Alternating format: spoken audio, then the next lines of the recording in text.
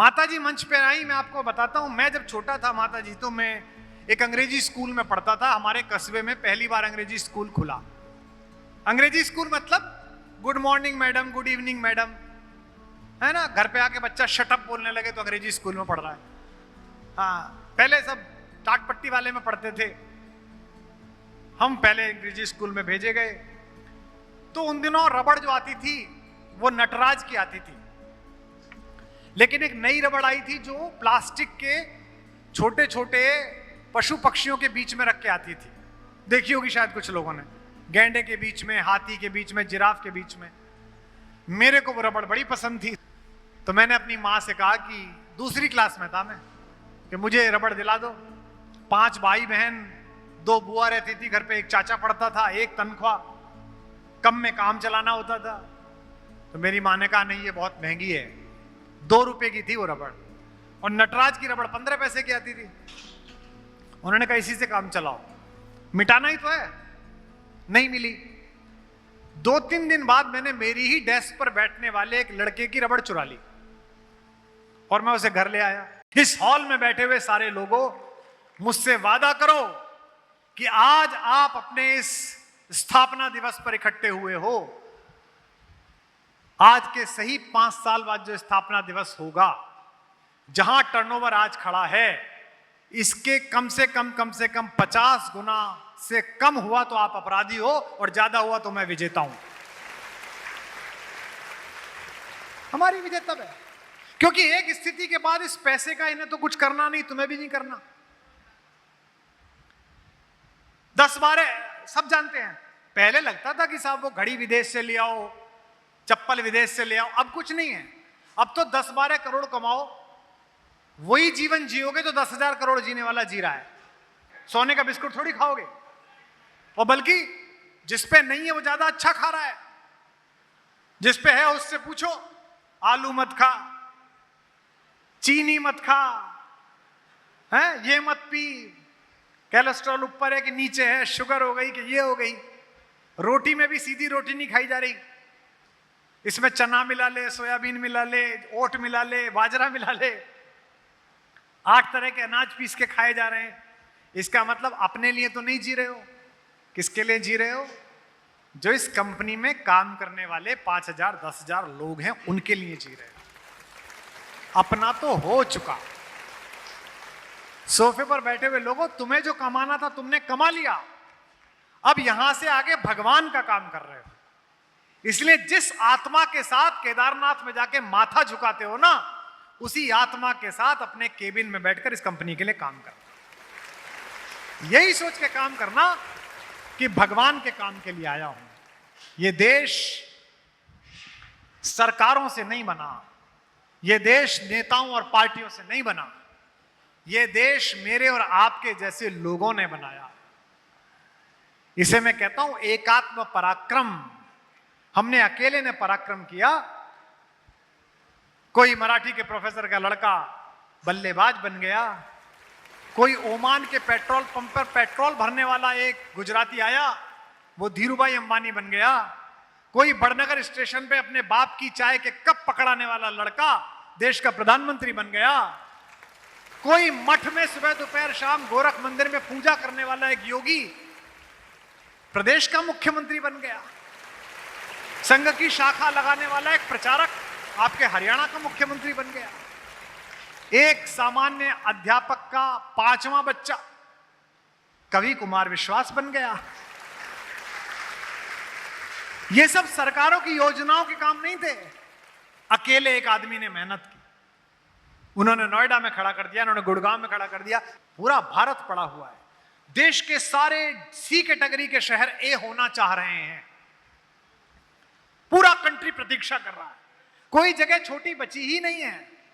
हर शहर में नेटफ्लिक्स है, हर शहर में बड़ी गाड़ियां हैं, हर शहर में 5G पहुंच गया है, हर शहर में इनके साथ जो व्यसन होते हैं वो भी पहुंच गए हैं, और लोगों की घर में रहने की जो शौक है वो बढ़ गया है। जितना एक अच्छा मकान नोएडा में ये बैठे हैं बनाने में, जो कि मैंने बनाया इसलिए बताया, नोएडा में अच्छा मकान बनाने में जितने पैसे एक रायचंद लेता है, रायचंद, जानते हो रायचंद?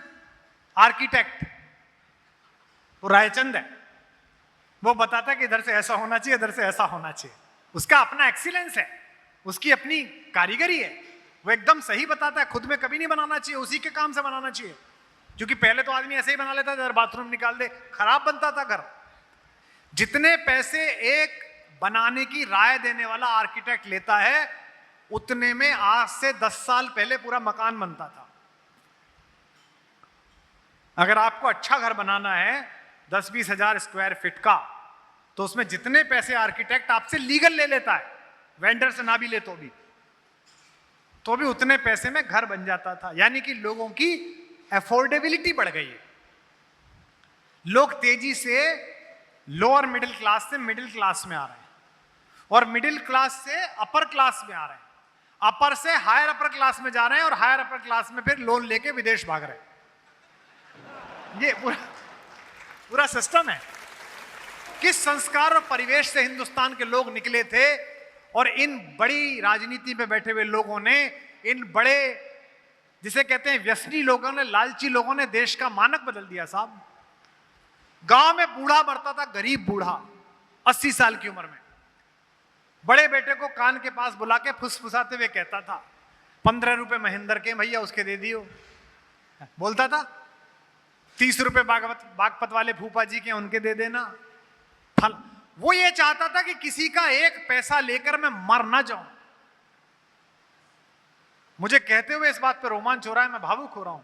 हम इस संस्कृति से चले थे जहां मरने वाला बूढ़ा भी, बुढ़िया भी कह के जाती थी, बुढ़िया कह के जाती थी बहुओं से कि लाली तेरी मौसी की जो बहू है उससे मैंने एक बार साड़ी ले ली थी, वो मेरे साथ चली आई थी, उसकी साड़ी वापस कर दियो। ये हमने संस्कार बनाया था। और आज जो जितना ज्यादा पैसा मार ले सरकार का, वो उतना ज्यादा महान, वो उतना ज्यादा अच्छा। तो ये जो वायरस है, चरित्र का वायरस, ये जो नुकसान करेगा, ये कोरोना भी नहीं कर सकता। क्यों? क्योंकि कोरोना तो शरीर को ही मारता था, ये तो आत्मा को मार देता है। ये जो लालच आया है कि जो तिरंगा लेकर चले थे वो दारू की बोतल लेकर मिले, ये क्यों आया है? सोचो आप, इसमें ऐसा क्यों आया होगा? मैं तो बचपन से साथ हूं, क्योंकि बचपन में इनको ईमानदार बनाने में, इनकी परवरिश में कोई कमी रह गई होगी। माताजी मंच पे आई, मैं आपको बताता हूं, मैं जब छोटा था माताजी, तो मैं एक अंग्रेजी स्कूल में पढ़ता था। हमारे कस्बे में पहली बार अंग्रेजी स्कूल खुला। अंग्रेजी स्कूल मतलब good morning madam, good evening madam, है ना। घर पे आके बच्चा शटअप बोलने लगे तो अंग्रेजी स्कूल में पढ़ रहा है। हाँ, पहले सब टाट पट्टी वाले में पढ़ते थे, हम पहले अंग्रेजी स्कूल में भेजे गए। तो उन दिनों रबड़ जो आती थी वो नटराज की आती थी, लेकिन एक नई रबड़ आई थी जो प्लास्टिक के छोटे छोटे पशु पक्षियों के बीच में रख के आती थी। देखी होगी शायद कुछ लोगों ने, गैंडे के बीच में, हाथी के बीच में, जिराफ के बीच में। मेरे को वो रबड़ बड़ी पसंद थी, तो मैंने अपनी माँ से कहा कि दूसरी क्लास में था मैं, कि मुझे रबड़ दिला दो। 5 भाई बहन, 2 बुआ रहती थी घर पे, एक चाचा पढ़ता था, एक तनख्वाह, कम में काम चलाना होता था। तो मेरी माँ ने कहा नहीं, ये बहुत महंगी है। 2 रुपए की थी वो रबड़, और नटराज की रबड़ 15 पैसे की आती थी। उन्होंने कहा इसी से काम चलाओ, मिटाना ही तो है। नहीं मिली। 2-3 दिन बाद मैंने मेरी ही डेस्क पर बैठने वाले एक लड़के की रबड़ चुरा ली, और मैं उसे घर ले आया। शाम को होमवर्क के लिए बैठा तो रबड़ दिखाई दी, हाथी के बीच में रबड़। तो मेरी माँ ने मुझसे पूछा ये क्या है? तो जब आप चोरी करते हैं तो फिर बहाना ढूंढते हैं, एक अपराध करिए तो दूसरा फिर करिए। मैंने कहा वो लॉन में पड़ी हुई थी। मैंने कई बच्चों से पूछी, किसी की थी नहीं, तो मैं ले आया। वो चुप हो गई। रात को जब मैं उनके पास सोने गया, मैं उन्हीं के पास सोता था, सबसे छोटा था, लाडला था, तो उन्होंने मुझसे कहा उठाओ अपना सामान, बड़े वाले भाई के कमरे में जाके सो। मैं रुआंसा हो गया, छोटा बच्चा 7-8 साल का, 6 साल का रहूंगा। मैंने कहा क्यों?